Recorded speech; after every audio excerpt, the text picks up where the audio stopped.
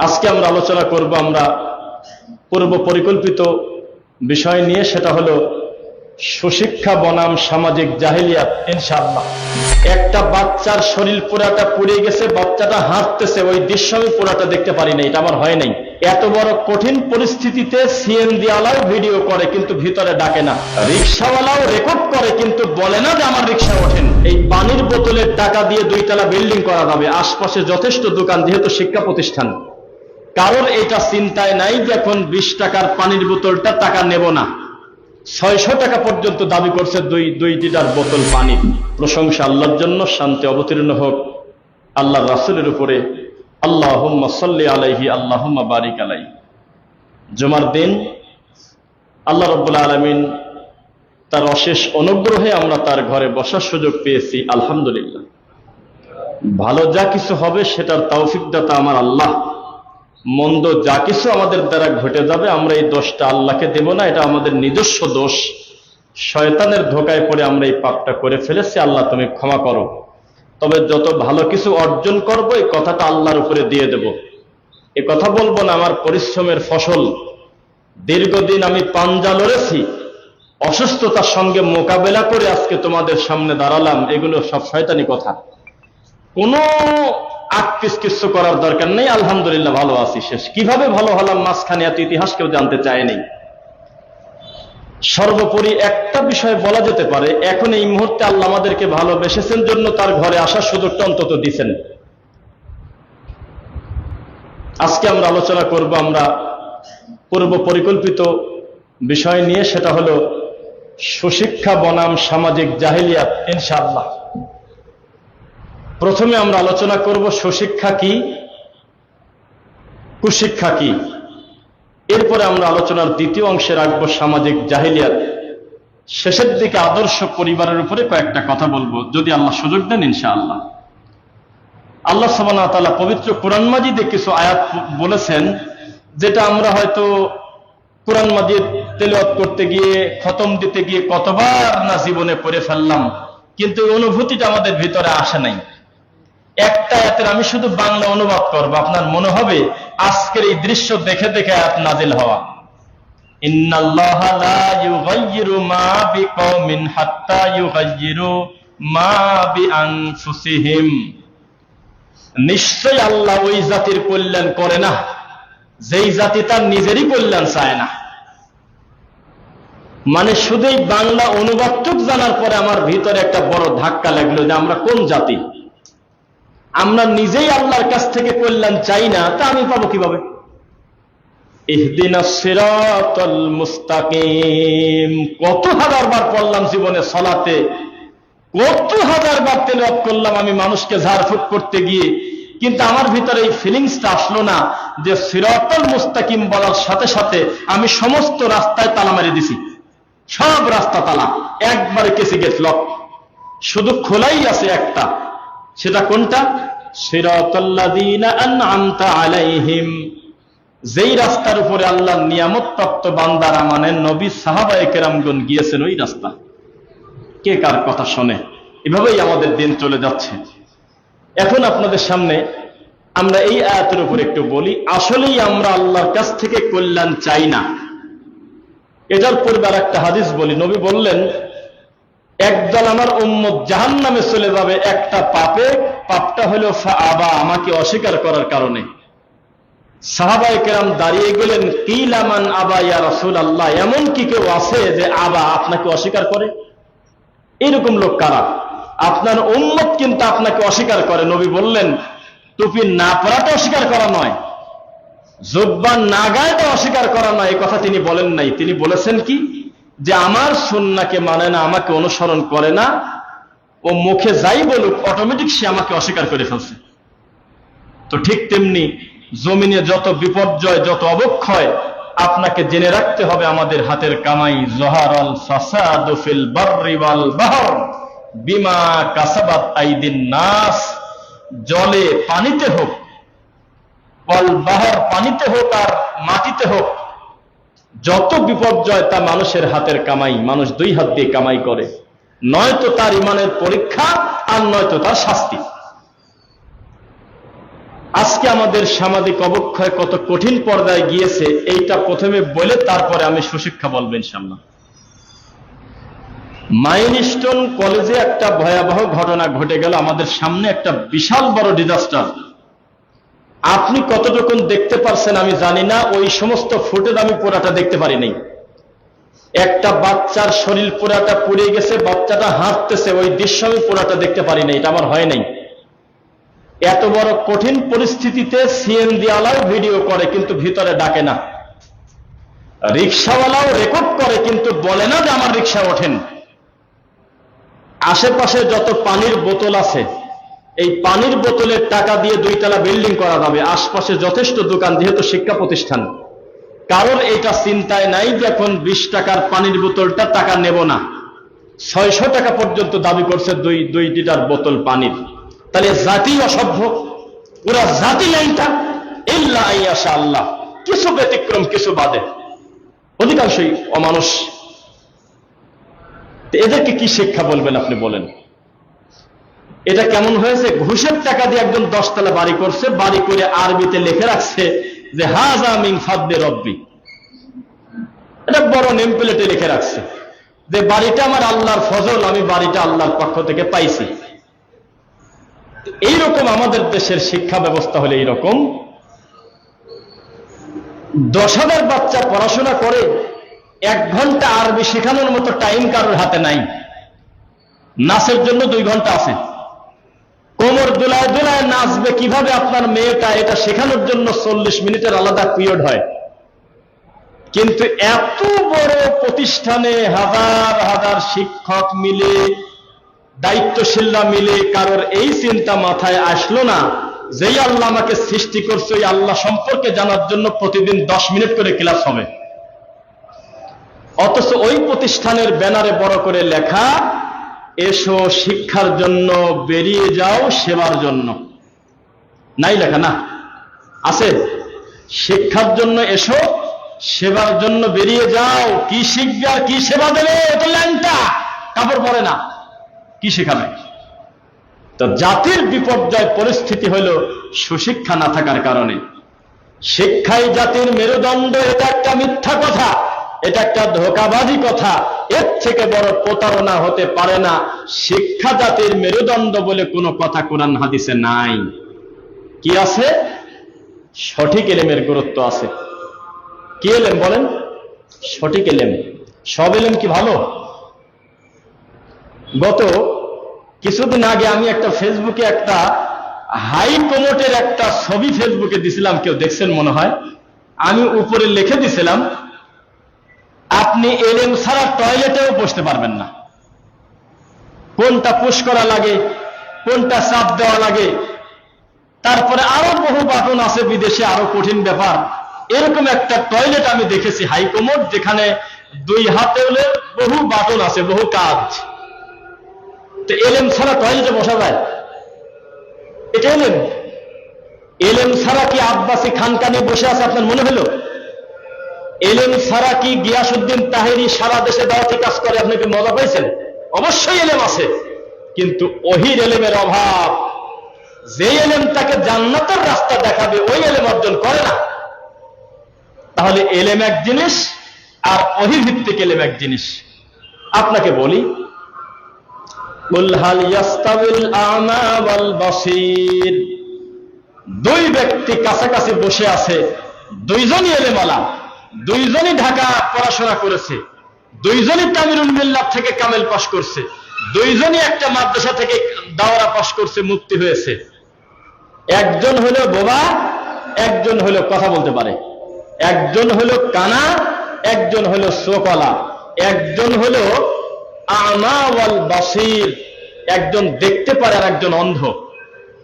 যেই লোকটা বলে এসো আমার হুজুরের দিকে, যেই হুজুর আমাদের খানকা শিক্ষা দিয়েছে, যেই লোকটা বলে আসো আমার পীর সাহেবের দিকে, এই লোকটা বোবা, এই লোকটা বধির, এই লোকটা অন্ধ। আর যে বলে দা ইলাল্লাহ, আসো আল্লাহর দিকে, এই লোকটা হলো চোখওয়ালা মানুষ। অথচ একই প্রতিষ্ঠানে পড়াশোনা করছে, একই জায়গা থেকে কামেল পাশ করছে। তাহলে শিক্ষার সুশিক্ষা এক না আলাদা? আলাদা। শিক্ষা অর্জন করতে হবে। শোনেন, আপনারা মনে করেন যে কবর মনে হয় নীরব শহর, অথচ ভুল। কবরে আলোচনা হয়, মিটিং হয়। কবর একটা আলোচনার জায়গা, কবর একটা মিটিং করার জায়গা। কবরে বহু আলোচনা হয়, সভা হয়, মাহফিল হয় আপনাকে নিয়ে। আপনি বোঝেন না, কেননা এটা গায়েব, আপনার ইলমের বাইরে রাখছে আল্লাহ। ওটা আলাদা একটা জগৎ, আলমে বারজাখ। কিন্তু মূলত সেই জগতে আপনাকে নিয়ে মিটিং হয়। আপনি খালি একবার মুখ দিয়ে বলেছেন আসসালামু আলাইকুম ইয়া আহলাদ দিয়ার, এই কথা খালি একবার বলছেন।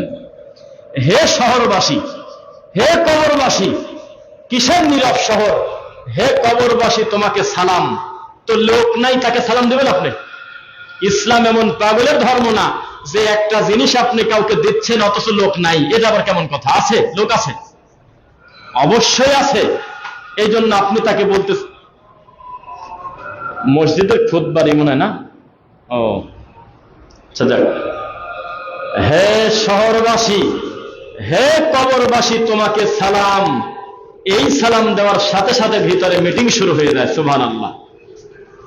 ফারাদ্দা আলাইহিস সালাম, আল্লাহ তাদেরকে সালামের জবাব দেওয়ার সুযোগ করে দেন। সুবহানাল্লাহ। নবী বলেছেন মা মিন মুসলিমিন, পৃথিবীর যে কোনো মুসলিম ইউসাল্লিমু আলাই, আমি নবীকে যদি সালাম দেয়, তার বাড়ি যদি ঢাকা ডেমরা হোক, আরেক দেশে হোক, যেখানে হোক না কেন, ফারাদ্দা আলাইয়া রূহি, আল্লাহ সঙ্গে সঙ্গে আমার রূহ ফেরত দিয়ে দেয় কবরে। তাই এটা কি নীরব শহর না আলোচনার শহর? জবাব দেয়। কিন্তু আমাদেরকে আল্লাহ গায়েব রাখছে তাদের সামনে, মানে তারা আমাদের সামনে গায়েব, কিন্তু আমরা তাদের সামনে হাজিরের মতো। আমাদের সালামের জবাব শোনে। একটা কিতাবের নাম দেখি মনে পড়ে কিনা, ইমাম ইবনুল কাইয়্যিম রাহিমাহুল্লাহর কিতাব, কিতাবটার নাম আর রূহ, কিতাবের নাম। সেই কিতাবে তিনি লিখেছেন, জীবন্ত ব্যক্তি কবরের পাশ দিয়ে সালাম দিয়ে যখন চলে যায়, এই পায়ের খটখট শব্দ পর্যন্ত মরা মানুষ শোনে। জাহান্নামে ছিল, কষ্টে ছিল, নিচে ভালো কাজ করতেছে, তার নেক সন্তান সুশিক্ষা অর্জন করেছে, হঠাৎ করে তার মর্যাদা বাড়ার কারণে আশেপাশের লোক মিটিং শুরু করবে, তোমার কি হলো, তোমার হলোটা কি, হঠাৎ করে তুমি এমন করো কেন, তোমার মর্যাদা বাড়লো কেন? তখন সে বলবে এখানে তো কিছু করতে পারলাম না, তবে নিচে ভালো কাজ করতেছে, সেজন্য উপরে আমার আল্লাহ বাড়ায় দিয়েছে মর্যাদা। সুশিক্ষা নিয়ে যদি আমি জুমার খুতবা দেই 50 মিনিট, ইনশাআল্লাহ আমার অন্তর বলতেছে আপনার সন্তানকে ল্যাংটা স্কুল থেকে আজকেই তালাক দিয়ে দ্বীনি শিক্ষায় দিবেন। আমার মন বলে ইনশাআল্লাহ। একটা নেক সন্তান দুনিয়াতে রেখে গেলে কত লাভ, কত পুরস্কার। দুনিয়ার যা কিছু রেখে দেন সন্তানের জন্য সম্পদ, আল্লাহর কসম বিচারের মাঠে এক চুল কল্যাণে আসবে না যদি সেটা দ্বীনের কাজে ব্যয় না করে। আর যদি পড়ান আশহাদু আল্লা ইলাহা ইল্লাল্লাহ ওয়া আন্না মুহাম্মাদার রাসূলুল্লাহ, এই বেটা জেনে রাখো আল্লাহ ছাড়া কোনো সত্য মাবুদ নাই, মুহাম্মদ সাল্লাল্লাহু আলাইহি ওয়াসাল্লাম আল্লাহর বান্দা এবং রাসূল, তুমি খবরদার শিরিক করবে না। এই ইলম নিয়ে যদি সন্তান যায়, আপনার জান্নাত হতে পারে ইনশাআল্লাহ। সুশিক্ষা দরকার আছে কিনা বলেন? বাস্তবতা হলে আমি আরো 3টা হাদিস বলবো, এরপরে আমি আপনাকে জিজ্ঞাসা করব যে আমাদের দেশের বর্তমান শিক্ষা ব্যবস্থা কি সুশিক্ষিত কিনা, আপনি বলবেন। এবার তাকান, আমাদের কিছু শিক্ষা প্রতিষ্ঠানের ব্যাপারে আমাদের দুর্বলতা আছে। লাঠিটা রাখি। আমাদের কিছু শিক্ষা প্রতিষ্ঠানের নামের উপরে আমাদের দুর্বলতা আছে। তার ভিতরে একটা হলো আজহার বিশ্ববিদ্যালয়। কি বিশ্ববিদ্যালয় বলেন? একটু আমার সাথে বলেন, ওইটুক শুধু যেটুকু প্রয়োজন। আজহার বিশ্ববিদ্যালয়। তা আজকে থেকে এখন একটু কমেছে। 2-3-4 বছর আগে যখন আমরা গ্রামে যেতাম, তখন বলে যে বেটা তোমাদের কথাই যে ভালো, তার প্রমাণ কি? তোমরা তো আজহারে পড়ো নাই। বড় আজহার পৃথিবীর শ্রেষ্ঠ পুরাতন প্রাচীনতম বিশ্ববিদ্যালয়, সেখান থেকে বড় বড় ডক্টর কথা বলে, বড় বড় আলেম বলে, তোমরা তার আজহার না, এভাবে বলে আমাদের কথা নিত না। আমরা যখন বলতাম যে অমুক আজহারির এই কথাটা জাল, কোরআন সুন্নাহর বাইরে, তখন তার আমাদের উপর রাগ করত, বলতো বেটা পুঁটি মাছ, তুমি বোয়াল মাছের ব্যাপারে মন্তব্য করো। এভাবে কিছু প্রতিষ্ঠানের ব্যাপারে আমাদের দুর্বলতা আছে। তা আমাকে একজন বেশ কিছুদিন আগে বলছে যে আপনারা যদি এত এলেমালা লোক হবেন, তা আপনাদের লোক আজহার বিশ্ববিদ্যালয়ে চান্স পায় না কি কারণে? পড়া তো বহু দূরের কথা, এটা বলতেছে একজন বেদাতি। তখন আমি বললাম যে আজহারের ফলাফল কি তুমি জানো? না। আমি বললাম যে আজহারকে যদি 100 জনে ভাগ করো, যে বাংলাদেশে 100 জন আজহারি আছে, তার ভিতরে সবচেয়ে ভালো যে তার আকীদা হলো শিয়া আকীদা, তার সর্বোচ্চ আকীদা যদি ভালোও থাকে, তার মানহাজ ভালো নাই। এরপরে 95 জন হলো ল্যাংটা। ল্যাংটা বললেন? জি। কেন? কারণ অধিকাংশ হলো মাজার পূজারী। যেই আজহার বিশ্ববিদ্যালয়ে গ্যাজেট পাশ করে পত্রিকাতে 63 দিন ব্যাপারে 63 দিন ব্যাপী ঈদে মিলাদুন্নবী পালন হয়, কথা বুঝলেন আমার? সেখানে আপনি সঠিক এলেন পাবেন এত সস্তা? কেউ পাচ্ছে না তা আমি বলি নাই। কারণ আমাদের বড় সন্তান যদি দেওবন্দি পড়াশোনা করার পরে তার মানহাজ বিক্রি না করে, তাহলে সেটা ব্যতিক্রম তো থাকবেই। আমাদের ভাই আব্দুল্লাহ বিন আব্দুর রাজ্জাক হাফিজাহুল্লাহ, সে দেওবন্দি পড়ে নাই, তো দেওবন্দ কি তাকে প্রভাবিত করতে পারছে না তিনিই তাকে প্রভাবিত করছে? এইরকম ব্যতিক্রম 2-1 জন, এটা উদাহরণ হতে পারে না। কিন্তু অধিকাংশ আজহারে যারা পড়াশোনা করে আমরা এখন পাইছি, ভবিষ্যতে কি পাবো তা জানি না, 98 জন হলো চট্টগ্রামের গরম সুন্নি। তারা মাহফিলে এসে শিয়াদের পক্ষে কথা বলে। শিয়া, আস্তাগফিরুল্লাহ বললেন না। তারা কাদেরিয়া, নকশবন্দিয়া, সিস্তিয়া। আল্লাহর কসম, একজন ডক্টর আজহারি, সে তার মাথার টুপি খুলে বলতেছে, বলেন তো এই টুপিটা কিসের টুপি? লোকজন বলল সাদালা টুপি। আর কি? কাজে না, আমি তো দেখতেছি এখানে টুপির ভিতরে আছে মুহাম্মদ, আমি তো দেখতেছি এক তারকার নাম আলী, আমি তো দেখতেছি এক তারকা হাসান হোসাইন, আমি তো দেখতেছি আর এক তারকা হলে ফাতেমা। আপনারা এটা দেখলেন কি কারণে? এইরকম জঘন্য কুফরি আকীদা লালন করে তারা হলো আজহারি। তাহলে বুঝতে হবে বিশুদ্ধ ইলম আল্লাহর পক্ষ থেকে আসে। মুফতি বলেন কার পক্ষ থেকে? মান ইউরিদুল্লাহ বিহি খায়রান ইউফাক্কিহু ফিদ্দীন। আল্লাহ যার কল্যাণ চান তাকে আল্লাহ দেন, সকলকে দিনের বুঝ দেন। শোনেন, গত জুমার খুতবা দিয়েছি ঢাকার নবাবগঞ্জ। আমাকে যিনি নিয়ে গেছেন তিনি একজন জাপান প্রবাসী, বসুন্ধরা বাড়ি। তো তিনি আমাকে একটা দৃষ্টান্ত দিলেন যে আমি আমার জীবনে অনেকদিন আফসোস করতাম যে আরে আমি মাদ্রাসায় পড়তে পারি নাই, পড়াশোনা করলে দিন সম্পর্কে জানতাম, আমার বাপ মা যদি মাদ্রাসায় দিত কতই না ভালো হতো। তো বলে এখন আমি শুকরিয়া আদায় করি, আল্লাহ আমার বাপ মা যে আমাকে মাদ্রাসায় দেয় নাই, সেজন্য বাপ মার উপরে শুকরিয়া আদায় করি। তো কিভাবে? মাদ্রাসায় দিলে কি মাদ্রাসায় দিত বলেন? এই কবর পূজারী মাদ্রাসা, এই গতানুগতিক এইসব মাদ্রাসা আমার গ্রামে আহলে হাদিসের নামই শুনে নাই কেউ। তাহলে আমার বাপ মা যদি ওই মাদ্রাসায় দিত, আজকে আমি রানিং একজন তাবিদের ব্যবসায়ী হতাম। আমার বাপ মা যদি সত্যি আমাকে মাদ্রাসায় দিত, আমার এই হাত দিয়ে নিরীহ বাচ্চারা রাস্তায় কালেকশন করত আর হলো মিলাপ করে বেড়াতো। তা আমি এখন উল্টা সেজদা দিয়ে বলি, আল্লাহ আমার মতো একটা বেদিন মানুষকে যে তুমি তাওহীদ শিখাইছাও, হাজার হাজার আলেমের থেকে আমি ভালো আছি যারা মাজার সেজদা করে। এই সমস্ত বেদাতি হুজুরদের থেকে আমি সবচেয়ে ভালো আছি, কারণ আমি মাদ্রাসায় পড়ি নাই, তবে তুমি আমাকে এইটা জানাইছাও যে লা ইলাহা ইল্লাল্লাহ মানেটা কি। বোঝেন না মনে হয় ভাষা? তো মাদ্রাসায় পড়ে নাই যে না আফসোস করতে দেই লোক, এখন উল্টা কয় আল্লাহ আমার আব্বা আম্মাকে বাঁচানোর জন্য অন্য কোনো আমল যদি না থাকে, তাহলে আমাদের মাদ্রাসায় দেয় নাই, সেজন্য তুমি ক্ষমা করে দাও।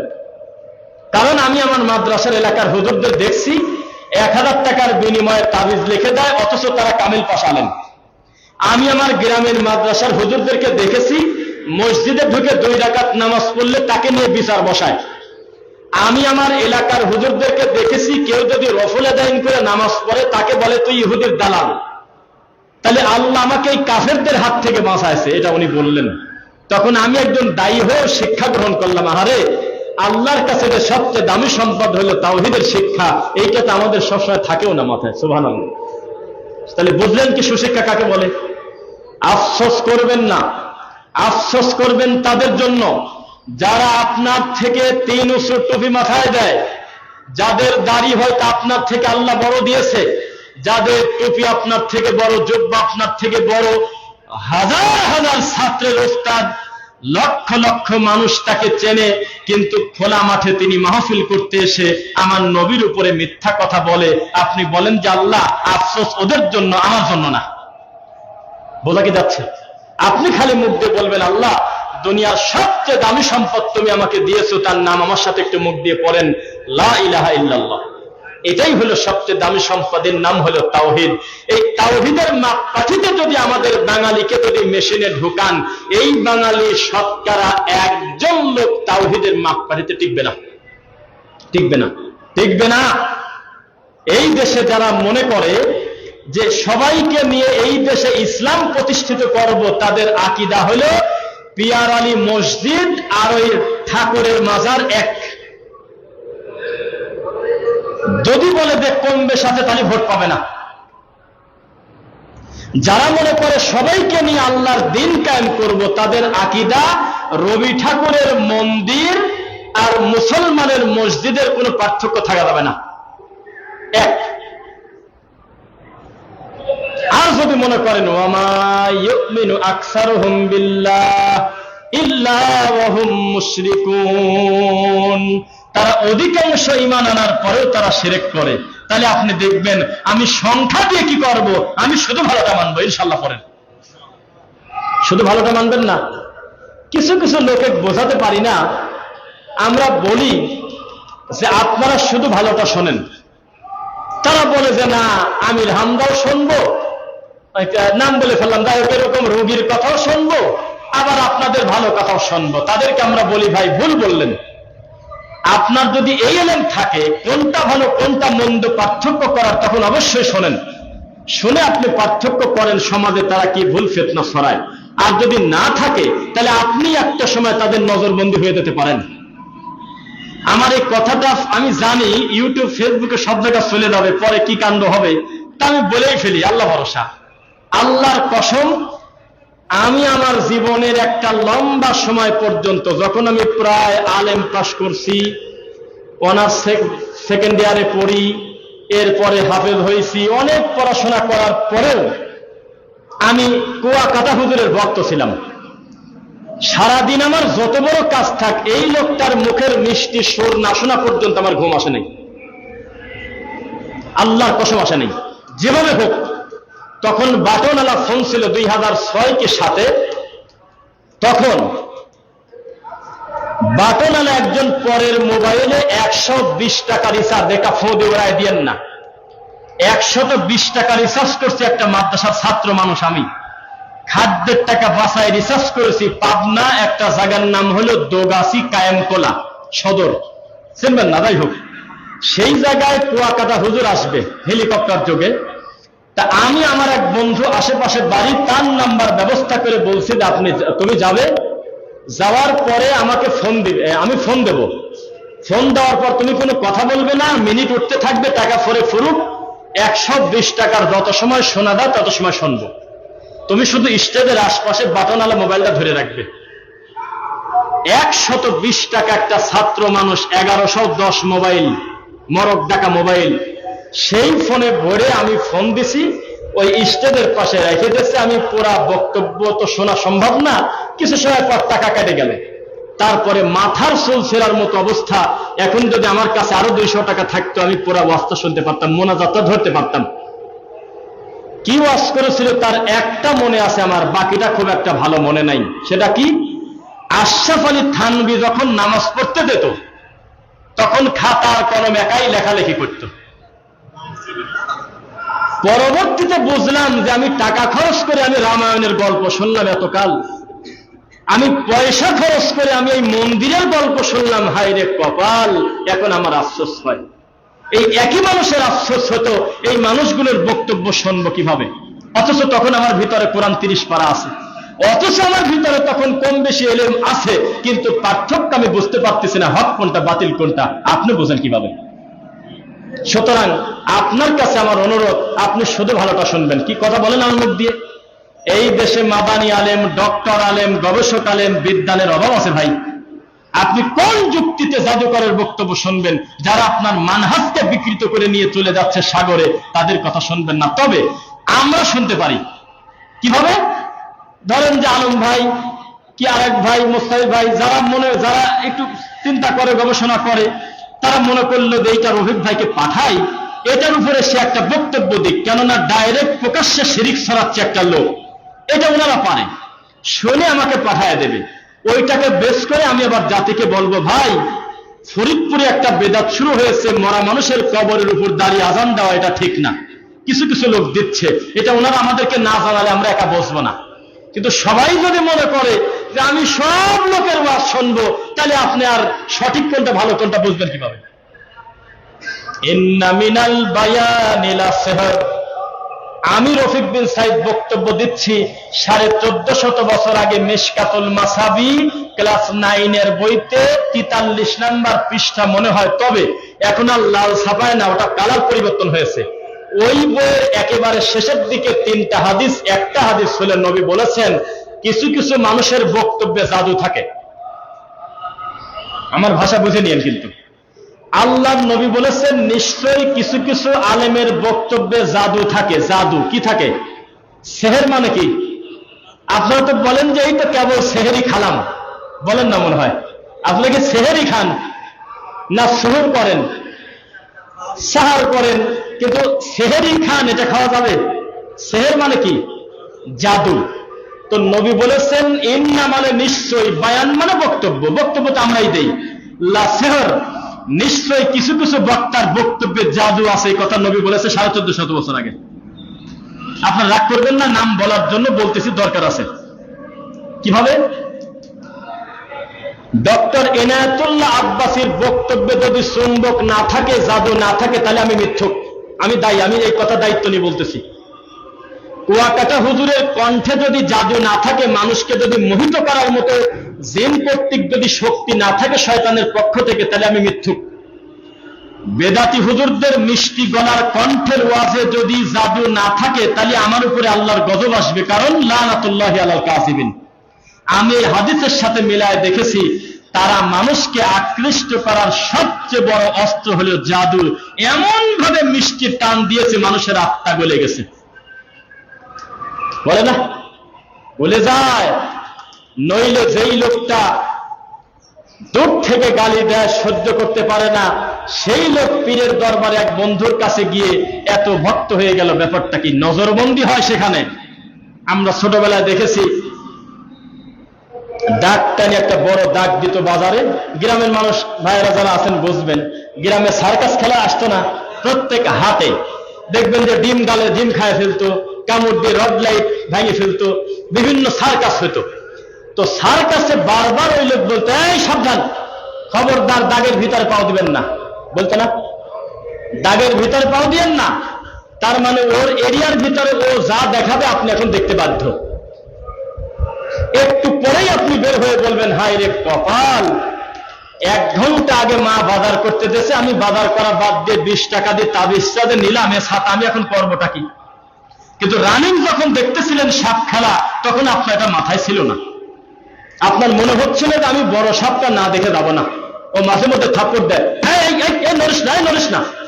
তো লোকজন বলতো, কি ব্যাপার, এরকম করে কেন? বলতো এইটার ভিতরে আছে বড় সাপ, এটা শেষে দেখাবো। অথচ কিছুই না, তাদের বিক্রি করবে, একটা মলম বিক্রি করবে। ইন্না মিনাল বায়ানি লাসিহর, নিশ্চয় তাদের বক্তব্যে জাদু আছে। এই জাদু তোমাকে ইলা জাহান্নাম, জাহান্নামের দিকে নেবে। তবে আশ্চর্য ব্যাপার হলো, ও দাঁড়াই আছে জাহান্নামের গেটে। কোথায় দাঁড়া আছে বলেন? জাহান্নামের গেটে দাঁড়ায় মানুষকে বলতেছে যে জান্নাতুল ফেরদাউসের নজুলা। কিসের নজুলা? নিজে জাহান্নামের গেটে, কিন্তু মানুষকে ডাকতেছে জান্নাতের দিকে। এটা সম্ভব? শোনেন, এবার আপনাকে একটি কথা বলি, আপনি কিভাবে বুঝবেন যে আপনার এলেম কাজ করতেছে? আমি কিন্তু আজকে ভেঙে ভেঙে বক্তব্য দেবো ইনশাল্লাহ। আপনি কিভাবে বুঝবেন যে আপনার সন্তানকে দাদা শেখান একটু কাজ করতেছে? দেখবেন আপনার ছেলে রাত দিন 24 ঘন্টার কোন একটা সময় টাকনুর নিচে কাপড় পরে না, বুঝবেন যে আপনার ছেলের এলেম কাজ করতেছে, প্রভাব ফেলতেছে। যদি দেখেন যে মাঝে মধ্যে বলা লাগে, গড়িমসি করে নিচে চলে গেছে, তাহলে বুঝবেন যে ছেলের ভিতরে ফিলিংস কম। বসো আসর দিবে নাকি? ফিলিংস কম। আর যদি দেখেন যে না, আমার ছেলে লুঙ্গি পরুক, প্যান্ট পরুক, পায়জামা পরুক, যাই পরুক, টাকনুর উপরে পড়ে, তাহলে বোঝা যাবে যে কিছু প্রভাব আছে আমার ছেলের। যদি দেখেন যে আপনার ছেলে অশ্লীল ব্যয়াপনা কাজ থেকে বিরত, কাউকে গালি দেয় না, অনর্থক কথা বলে না, এই ব্যাপারে একটা হাদিস বলি। কত কথা মাথায় চলে আসতেছে। জাহান্নামে যাওয়ার প্রথম নাম্বার কারণের সিরিয়ালে যদিও একটু ব্যাপার আছে, তবে কোরআন মাজিদে একটি কথা, মা সালাকাকুম ফি সাকর, জাহান্নামে কেন আসলে? তখন তারা বলবে লাম নাকু মিনাল মুসাল্লিন, আমরা মুসল্লি ছিলাম না, তাই। আছে কিনা আয়াতটা? এরপরে একটি কথা আছে কোরআন মাজিদে, জাহান্নামে যাওয়ার একটা কারণের ভিতরে একটা কারণ হলো অনর্থক কথা বলা, অহেতুক সময় কাটানো। এই খবর কি জানেন আপনারা? জানেন না? বর্তমান অনর্থক কথা বেশি হয়, অহেতুক কথা বেশি হয়। এই জাতির অবস্থায় বিপর্যয়। সুশিক্ষা যদি থাকতো, মান কানা ইউমিনু বিল্লাহি ওয়াল ইয়াউমিল আখির, কেউ যদি ঈমান আনে, আল্লাহকে ভয় করে, পরকালের ভয় থাকে, ফালিয়াকুল খায়রান আও লিয়াসমুত, তাহলে সে যেন কথাই না বলে। লিয়াসমুত যদি বলে, ফালিয়াকুল খায়রান, শুধু ভালোটা যেন বলে। তাহলে আজকে থেকে একটা আমল দেই, সুশিক্ষা দেই, আজকে থেকে আপনারা কথা বলবেন না। এটা হলো প্রথম। কি বলবেন না বলেন? যদি বলেন যে কথা বলবো না, জি বলবেন না কথা, এইবার বলবেন ফালিয়াকুল খায়রান, যদি বলতে হয় শুধু ভালোটা বলবেন। যেমন আয়াতুল কুরসি পড়লে জান্নাতে চলে গেছে, এইটুক শুনে মনে হচ্ছে যে তাহলে তো আর কিছু বাদ নাই, কিন্তু শেষে বলা আছে কি মৃত্যুটা তার জন্য বাধা। তো যদি মারা যায় তাহলে জান্নাতে যাবে। যদি কথা বলতেই হয় শুধু ভালোটা বলবো, মন্দটা বলবো না, মনে থাকবে ইনশাআল্লাহ। অনর্থক কথা বলবেন না। ঘড়িটা কয় টাকা দিয়ে কিনছে, মাথার টুপিটা কয় টাকা, এটা আপনার জানা কোনো কাজ নাই। না দুনিয়ার কল্যাণ আছে না পরকালের কল্যাণ আছে, কি লাভ? পাঞ্জাবিটা হয়েছে না খুবই সুন্দর, কোনটা বানাইছে, কারণ ছাড়া 5 মিনিট কথা বলে কেন বলতে গেলেন আপনি? কি দরকার? আপনাকে দরকারটা কি? একটা লোক আগে পাতলা ছিল, এখন মোটা হয়ে গেছে, এই একটা কথা, তোমার মুখের দিক তাকান যাচ্ছে না, তুমি এখনো মোটা, এ কথা বলার কি কল্যাণ আছে শরীয়তে? একটা লোক মোটা ছিল, হালকা হয়েছে, আপনি কেন আধা ঘন্টা ধরে তাকে গবেষণা করতেছেন? এই কাজ আল্লাহ আপনাকে দেন নাই। ওই কাজ মুমিন বলবে না, যাতে তার দুনিয়ার কল্যাণ নাই, পরকালেরও কল্যাণ নাই, এটা বলা যাবে না। ডাইরেক্ট ফালিয়াকুল খায়রান, যা বলবে ভালো বলবে, লিয়াসমুত, তবে লোকটা চুপ থাকবে, কথা বলবে না। স্ত্রীকে বলবেন যে তোমার সাথে যদি আমার সংসার জান্নাতি সুখের মতো অনুভব করতে চাও, যদিও জান্নাতের মতো হবে না, তবে যদি আরামদায়ক চাও, তাহলে একটা আমল তুমি করবে, আর কোনো আমল নাই, সেটা হলো কথা বলবে না, চুপ থাকবে, একবারে কথা বন্ধ। লাস্টের দিকে বলবেন ফালিয়াকুল খায়রান, যখন দেখবে বলা ছাড়া পথ নাই, তখন ভালোটা বলো। কার মুরগি কি হলো, কার ডিম কি হলো, শাশুড়ির খালা, শাশুড়ির চাষের মেয়ের, নাতির বেটার বড় দোস্তের মেয়ের অমুক কি হলো, এই কথা তোমার না, তুমি শুধু ভালোটা বলবে, দেখবেন ইনশাল্লাহ কল্যাণ হবে। নিজের ব্যাপারে দৃষ্টান্ত দেওয়া উচিত না, এটা ব্যক্তিত্ব নষ্ট হয়। পারিবারিক কথা বলা উচিত না। তবে আমি পারবো কিনা জানি না, আমি চেষ্টা করি আমার বাড়িতে একেবারে কথা না বলার, একবারে স্রেফ ওইটুক যেটুক দরকার সেটুক। কোন অহেতুক কথা বলবেন কেন? কি কারণে বলবেন আপনি? যখনই দেখবেন যে অসংলগ্ন কথা অন্যের ব্যাপারে, তাড়াহুড়া করে মুখ চেপে ধরবেন। রিকোয়েস্ট করতেছে, অনুরোধ, খবরদারি কথা বলো না। ওই লোক আমার সামনে উপস্থিত নাই, যদি থাকতো তাও আমি পাপি, ও নাই আমি তাও পাপি। ও এখানে আবার আপনাদের দ্বিমত আছে, আপনাদের ভিতরে আবার কিছু বাহাদুর শাহ আছে, শাহ সুলতান বাহাদুর শাহ, কয়েক বাপের বেটা যা বলবো মুখের পর বলবো, আছে কিনা? লোকজন ওই রকম লোকের গ্রামে দেখতে পছন্দ করে, যে এই লোকটা খুব ভালো লোক, একের ঠোঁট কাটা, যা বলবে মুখের পর বলবে, অথচ শয়তান ওইটাই বেশি। ওয়াইলুল লিকুল্লি হুমাযাতিল লুমাযা, নাই কোরআনে নাই, আছে? এটার মানে কি? কোন আপনারা কোন? সামনে থেকে খালি, আপনারা পিছন থেকে কয়েকজন বলেন। ওয়াইলুল লিকুল্লি হুমাযাতিল লুমাযা মানে কি জানেন না? কারোরই সামনে এবং পিছনে নিন্দা করা যাবে না, এটা অর্থ এটা না। আমাদের দেশে সামনে নিন্দা করা লোকের প্রশংসা করে মানুষ। আমার একটা ভুল হয়েছে, কথাবার্তা বা কাজে কর্মে আমি মানুষ, ডাইরেক্ট মানুষের সামনে বলতেছে হ্যাঁ চিনি, আপনি ওটা ঠিক হয়নি করা, সামনের পরে বলে দিলাম। তখন আশপাশের লোক চোখ টিপটি বলে যে বাপের বেটা, এই দেখো সামনের পর বলবেন, পিছনে নিন্দা করে না। অথচ কোরআন মাজিদ বলতেছে, এটা আরো বড় শয়তান। একটা লোকের আত্মসম্মান নিয়ে খেলতেছে, এতগুলো মানুষের সামনে আল্লাহর আদম সন্তানকে নিয়ে ও ডিজাইন নিয়ে ফাজলামো করতেছে।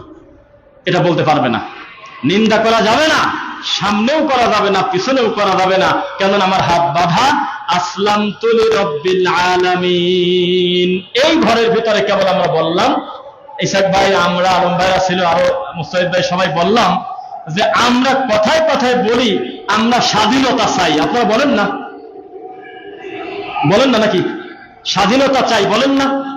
রিক্সাওয়ালা রিক্সা থাকা যদি বলেন যে তুমি কি চাও, বলবে স্বাধীনতা চাই। এই জন্য স্বাধীনভাবে একটা পোড়া রুগীকে রিক্সা উঠাতে গেলে বলতেছে আমার 5,000 টাকা ভাড়া লাগবে। তা স্বাধীন নাও।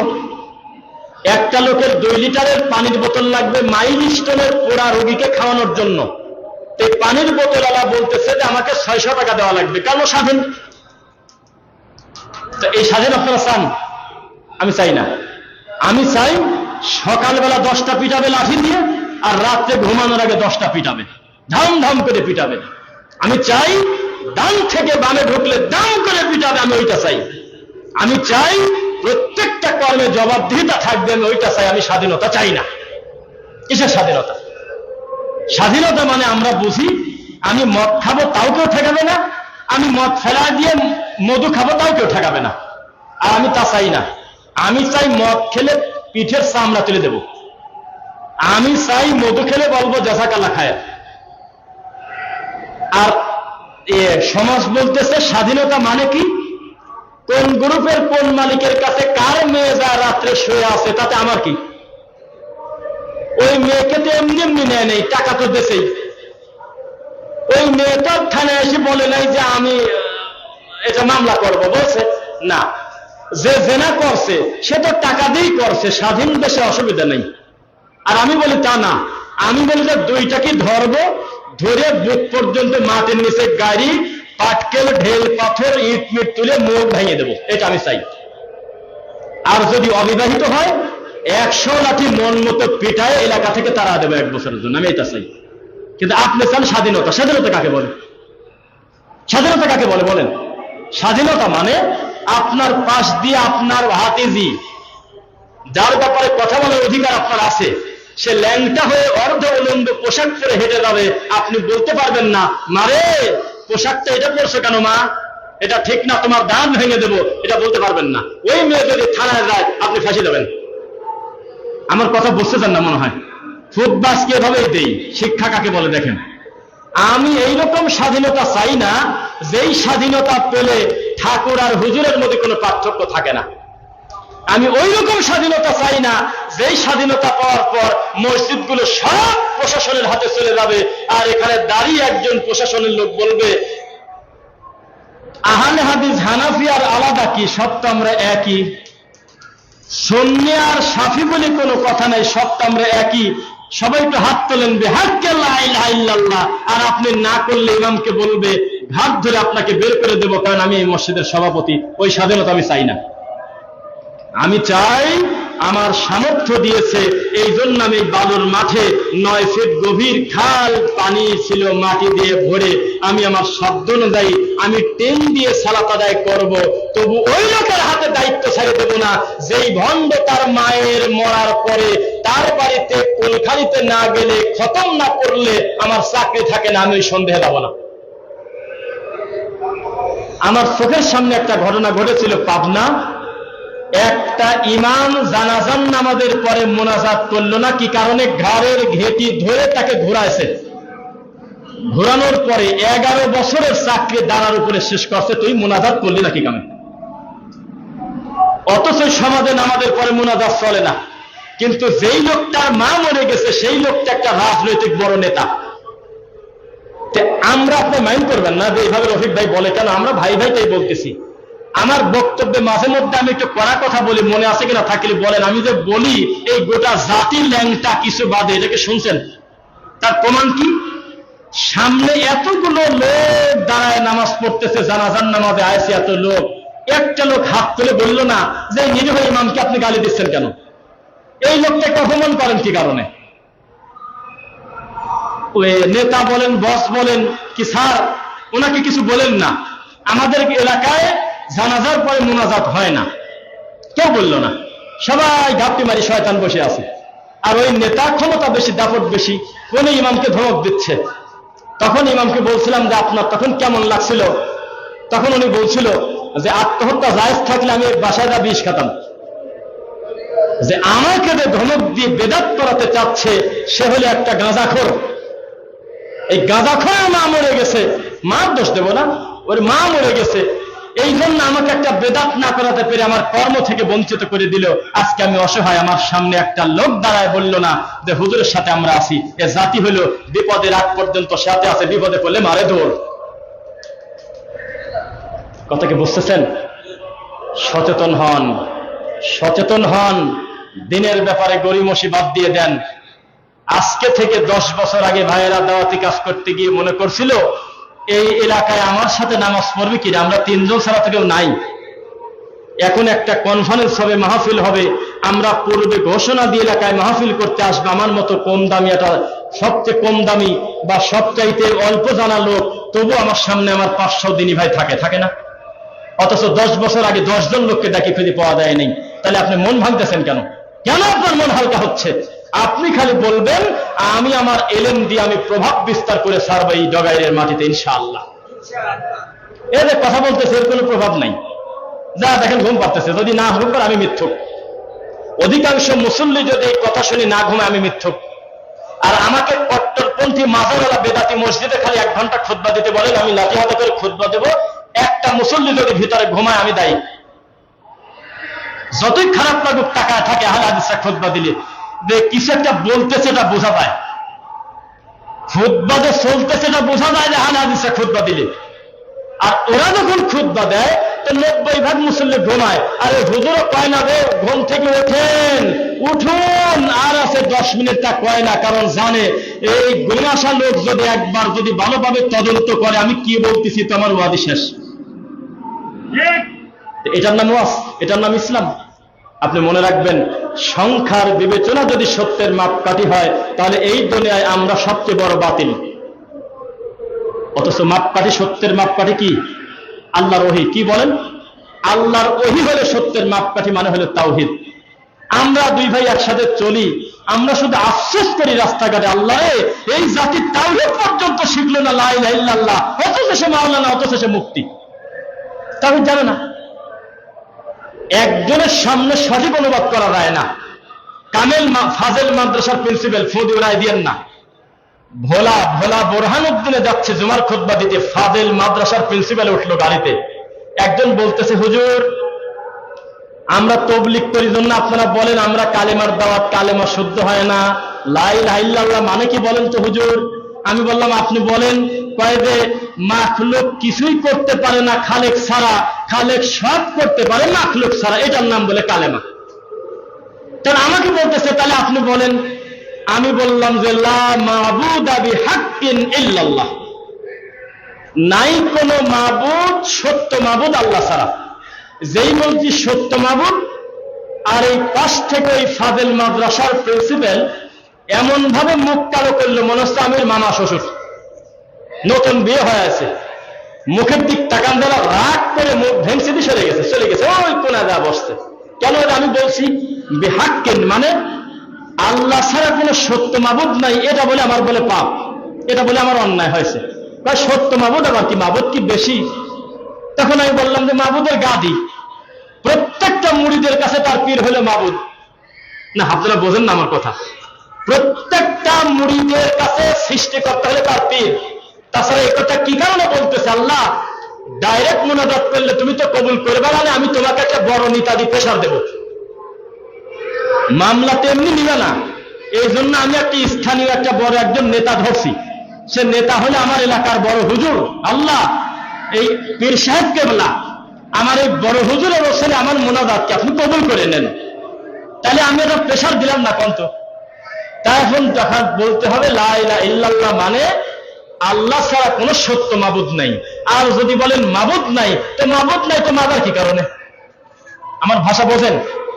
আমি যেভাবে তাওহীদ বুঝছি আর আপনি যেভাবে বুঝছেন, এইভাবে যদি দাওয়াতি কাজ করেন, আমাকে সত্য করে বলেন তো, আলাদা করে যে তাওহীদের শিক্ষা পায় নাই এরকম শতকরা না, হাজারে কি 5 জন পাবেন যে তাওহীদ বোঝে? অথচ সে মুফতি, অথচ সে মুহাদ্দিস, অথচ সে মাওলানা। এই জন্য আমাদের দাওয়াত হবে, প্রথম দাওয়াত হবে তাওহীদের দাওয়াত। একটু মুখ দিয়ে বলেন তো কিসের দাওয়াত? সম্ভবত আজকে জুমার খুতবার পরে আচমকা মিলে গেছে, হঠাৎ করে এই ঘন্টা দেড়েক আগে আল্লাহ আমার কাঁধে আনছেন তাকদিরে, একটা সুন্নাহ পদ্ধতির বিয়ে পড়াবো এই এলাকায়। এটা পূর্ব ঘোষিত না, হঠাৎ করে আল্লাহ সুযোগ করে দিয়েছে। আমি এখানে খুতবা দিচ্ছি, এখানে আমার খুব প্রিয় বন্ধু হোসাইন সাহেব আছেন, তো উনি আমাকে বললেন যে আপনি ভাগে মিলে গেছেন, আমার খুব মন খুশি লাগতেছে যে আপনি ওখানে খুতবা দিচ্ছেন, আমরাও পড়বো, বিয়েটা আপনি পড়াবেন। আল্লাহর কসম, এই সুন্নাহ পদ্ধতির বিয়ে পড়াতে গিয়ে আমাদের ধরে রেখে দিয়েছে, যেতে দেবে না। পরে বিভিন্ন লোকটোক যা ছোটায় আমাদেরকে গাড়িতে পার করছে, কিছুদিন আগেও লাইভ দিছি। আমাদের অপরাধ কি? রাসূলের পদ্ধতিতে বিয়ে পড়াতে গেছি কেন? এটা আমাদের পাপ। বেদাতি হুজুর দেয়া তার 10 গ্রামের হুজুরদেরকে দিয়ে মিটিং করছে যে এভাবে যদি আমরা বিয়ে পড়ানোর অনুমতি দেই তো তাবিজ গেল, জিলাপি গেল, খোরমা গেল, সব গেল। সব বেদাতি এক হয়ে এলাকার প্রধানকে ধরছে। প্রধান ফোন দিয়েছে, কেরে তুই কি মেয়ে বিয়ে দিতে আনছিস না মাস্তানি করতে হুজুর নিয়ে এসিস? কেন, আমার অন্যায় কি? তোর বাড়িতে অন্য এলাকার হুজুর আসি বিয়ে পড়ায়, আমার হুজুররা কি মরেছে? আরে হুজুরের কত বড় সাহস! হুজুর কয়দিন ওই যে কি বলে মেয়ের কাছে লোক যাওয়ার দরকার নাই, এটা কেমন বিয়ে? মেয়ে কবুল বলবে না, এটা কেমন বিয়ে? মানতেই পারল না। শেষ পর্যন্ত ব্যর্থ খুব কম করেছেন আল্লাহ, কিন্তু ওই দিন আর পারলাম না। শেষ পর্যন্ত গাড়িতে উঠে পালায় চলে আসা লাগলো, কিছু করার নেই। বেদাতি হুজুর বলে বিষ খাবি, তাও এই বিয়ে মানবে না, বিয়েই বলে হয় না। অথচ আল্লাহ কত সহজ করেছেন বিবাহটাকে। খুতবা হবে, 2 জন সাক্ষী থাকবে, মেয়ের পিতা উপস্থিত থাকবে, না থাকলে বড় ভাই, না থাকলে চাচা, যাদের এরকম গার্জেন থাকবে। আর যদি হিন্দুত্বে মুসলমান হয় তাহলে বাপ মা থাকলেও তার দাম নেই, থাকবে হলে এলাকার দায়িত্বশীল সামাজিক। এরপরে বিবাহ হয়ে যাবে। মেয়ে আগেই জানেন আমার বিয়ে, আলাদা অনুমতি কি আছে? অনুমতি সেই দিনই হয়ে গেছে। এই সব জিনিসটা আমাদের দেশের হিন্দু প্রথার মতো বিয়ে। মা তুমি বলো তো কবুল, একবার কয়েছে মানে না, চিৎকার দি বড় জোরে, সবাই আপনারা সবাই শুনছেন। আবার এই বর পক্ষের কিছু বেয়াদব থাকে, কিছু ছেলে পেলে, ওরা আবার কয় যে না আমরা এখনো ভালো করে শুনি নাই, আরেকবার। তখন আবার মুখটা উঁচু করে, কাজী কয় যে নামাজের রক্ত হয়ে গেল, তাড়াতাড়ি বলেন একবারে হিন্দুদের বিয়ে, একবারে হিন্দুদের বিয়ে, একবারে পাকা হিন্দুদের বিয়ে। তো বিয়ের সূচনাই হচ্ছে অন ইসলামিক পদ্ধতিতে। আপনি দোয়া করতেছেন আল্লাহ নেক সন্তান দাও, কিভাবে হবে? নেক সন্তান হচ্ছে ওদের মুরাদ বিন আমজাদের মতো। আমাদের ভিতরে খোসা পাল্টিয়ে ছিল অনেকদিন, আমরা মনে করতাম ভালোই, বড় বড় শায়েখদের সংস্পর্শে ছিল। কাফের কাফের হাজের আসওয়াদকে নিয়ে মেয়েদের থাক, আল্লাহ মাফ করে, কে বলা যায় না মুখ দিয়ে। আল্লাহর কাবা ঘরটা বলে মূর্তি, এই তো মুখ দিয়ে বলতেছে। 5 ওয়াক্ত নামাজ পড়তো, ওয়াজ নসিহত করেছে, বাহাস করেছে। তার মানে বোঝা গেল ভাই, ওহির শিক্ষা এমন একটা ব্যাপার, সুম্মাস্তাকিম, এটা স্থির অনেকেরই থাকে না, অনেকেরই থাকে না। কত ভালো মানুষ গাঁজাখোর হয়ে গেছে, কত গাঁজাখোর তওবা করে ভালো হয়েছে, হয় নাই জীবনে? বাবাদের মতো মুরব্বী মানুষ তাওহীদের জ্ঞান পাইছে, অথচ রানিং এই মুহূর্তে আল্লাহর কোরআন নিয়ে বসে আছে, বুখারী নিয়ে বসে আছে, সেই লোকটা মিলাদ করে জিলাপি খায়। তা ওহির শিক্ষা আলাদা জিনিস না? যাই হোক, আমি যতটুকু সময় পারলাম ওহির বিষয়ে, সুশিক্ষার বিষয়ে 2-1টা কথা বলেছি। শেষ কয়টা? 1:15 নাকি মুসাইদ কয়টা? আচ্ছা, যদি আপনাদের প্রশ্ন হয় 5-7 মিনিট একটু বাড়াই নাকি? জুমার খুতবার প্রথম পর্ব শেষ করছি। বারাকাল্লাহু লানা।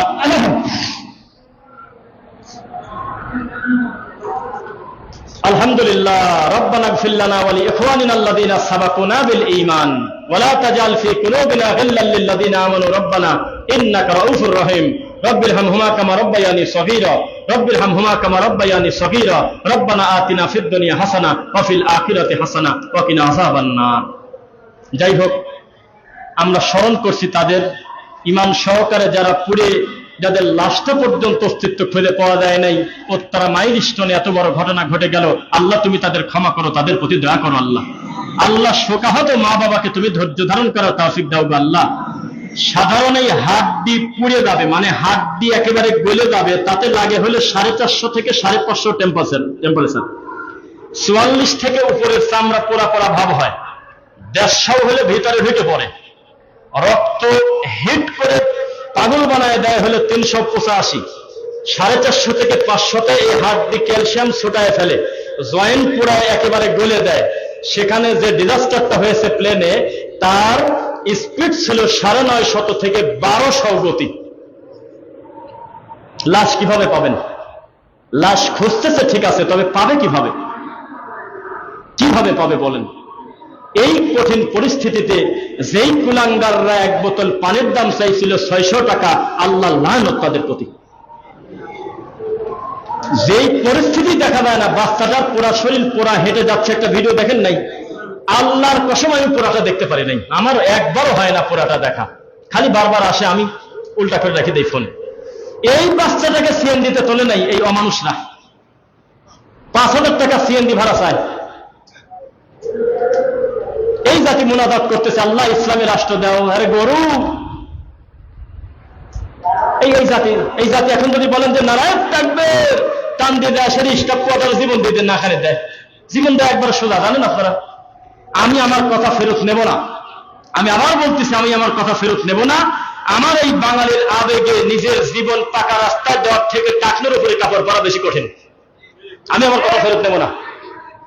আমার এই বাঙালি 5 ওয়াক্ত নামাজ জামাতে পড়ার থেকে নিজের বুকের তাজা রক্ত রাস্তায় দেওয়াটা বেশি মজা মনে করে। এটা আবেগ। খালি একবার মুখ দিয়ে বলছি, ভাইজান বেতরের নামাজে উল্টা তাকবীর নাই, বৈঠক একটাই হবে। এই কথা বলার কারণে এখন যে লোকটা জীবন দিতে প্রস্তুত, সেই গ্রুপের লোক বলতেছে, আপনাদের জন্যই তো রাষ্ট্র ইসলাম কায়েম হয় না। দেশে জালেম বেড়ে গেছে, কোরআনের শাসন হয় না, আর আপনারা পড়ে আছেন বেতের কি 2 বৈঠক করবো না 1 বৈঠক করবো, এই তো কথা, এই তো তার এলেন না, এরকম নাই আপনার এলাকায় না। মানে বেদাতার শিরকের ব্যাপারে কথা বললেই কয় তোমরা ওইগুলি নিয়ে পড়ে থাকো, জিহাদের কথা বলো না। তো সহজ, জিহাদকে অস্বীকার করে সে কাফের। কোরআন মাজিদ দ্বারা স্বীকৃত, কিন্তু তার পদ্ধতিকে আমি দেবো না, রাসূল সাল্লাল্লাহু আলাইহি ওয়াসাল্লাম বলবে। এইটা কেন মানুষ বোঝে না? তাওহীদ হলো আগে। আচ্ছা, কোন হিন্দু যদি দৌড়ে দেওয়া জীবন দেয় একজন বড় আলেমের জন্য, অমুক জায়গায় শুনলাম কোরআন পড়াচ্ছে, আমার মন মানে না, আমি আমার জীবন দিয়ে দেব, শহীদ নাকি? আরে কোরআনের জন্য জীবন দিল, শহীদ না? অবশ্যই শহীদ, তবে সেটা বাঙালি শহীদ, বঙ্গীয় শহীদ, পেপারে নাম আসবে কোরআনের জন্য জীবন দিয়ে দিয়েছে। কিন্তু আল্লাহর দৃষ্টিতে মুশরিক, ইন্নামাল মুশরিকুনা নাজাসুন, নাপাক। নাপাক আবার পাক হয় কিভাবে? একটা জিনিস শুধু নাই, কি বলেন তো, কি সেটা? এই তো ভাই, তাওহীদ কি, লা ইলাহা ইল্লাল্লাহ, এইটা না থাকার কারণে জীবন দেশে লাভ হয় নাই। আমাদের বাঙালির আবেগবাদ দিলে কিছু থাকে না। ডক্টর খন্দকার আব্দুল্লাহ জাহাঙ্গীর রাহিমাহুল্লাহ কোন দুঃখের কথা বারবার বলেছেন তিনি, যে বাঙালির আবেগবাদ দিলে কিছু থাকে না, খালি আবেগ। আজকে একজন মুসল্লি, নাম বলবো না, আজকে একজন মুসল্লি এই মসজিদের উদ্দেশ্যে রওনা দিয়েছে, ওখান থেকে জিজ্ঞাসা করছে পিয়ার আলী মসজিদটা কোন জায়গা, কোন অমানুষ যেন বলছে শিয়া মসজিদের কথা বলতেছেন। এই মসজিদ এখন আছে, আল্লাহর কসম, এখন বসে আছে। তাহলে এই জাতি, আপনি ইসলামী রাষ্ট্র করবেন, এই জাতি নিয়ে কাকে নিয়ে করবেন? তাই আমি বলেছি যে গণতন্ত্র প্রতিষ্ঠিতই হয়েছে যাতে কোনো একটা রাষ্ট্রে আল্লাহর বিধান প্রতিষ্ঠিত না হয়। পাগল জাতি বুঝলাম না রে, আমরা বুঝলাম না। এই কারণেই গণতন্ত্রকে প্রতিষ্ঠিত করা হয়েছে, যাতে কোনো একটা ভালো কাজ করতে গেলে একজন ঠাকুর দাঁড়ায় যায়, না আমি এখানে কাজ করতে দেব না, আমি সিনেমা হল তুলতে দেব না, কারণ এটা গণতান্ত্রিক রাষ্ট্র, এই ছবি দেখার অনুমতি আমারও আছে, অন্তত আমারও 10 জনের জন্য হলেও এই সিনেমাটা থাক। এটা হলো গণতন্ত্র। আমি এই মদের দোকান ভাঙতে দেব না, কারণ আমার গণতন্ত্র আমাকে স্বাধীনতা দেয়, আমি লাইসেন্স পেলে মদ খেতে পারবো, এই যে আমার স্বাধীনতা, এই যে আমার স্বাধীনতা, আমি মদ খাবো। আর আমরা তাকবীর দিয়ে রাস্তায় গিয়ে বলতেছি ইসলাম তো কাম করেই ফেলবো। এটা বোঝে না যে যারা মদ দিয়ে গোসল করে, মদ ঘুম আসলে চোখে মারে, মদ দিয়ে ব্রেকফাস্ট করে, মদ দিয়ে লাঞ্চ করে, মদ দিয়ে ডিনার করে, তারা পর্যন্ত স্বীকার করছে যে জর্দা খালি ক্যান্সার হয়, আর এই পাগল হুজুর খাসতে ঠিক পায় না। তাহলে বোঝেন তার মাথায় কি আর আপনার মাথায় কি। যাই হোক, সর্বোপরি মনের ভিতরে যে ভালোবাসা আছে, এই ভালোবাসা যদি আমি আমার দিনী ভাইদেরকে বিতরণ করতে যাই, তাহলে কিয়ামত আসতে হবে, তার আগে সম্ভব? আমরা একে অন্যকে যে আল্লাহর জন্য যেভাবে ভালোবাসি, কি শেষ হবে ভাই? শেষ হবে? আপনাকে আমি বলি, এটা হলো সেই মঞ্চ, এটা হলো সেই খুতবার জায়গা, মেম্বার, যেখানে ঘোষণা দিয়ে শুধু ভালো কথা বলা হয়। পিয়ার আলী সালাফি মসজিদ, বলেন আলহামদুলিল্লাহ।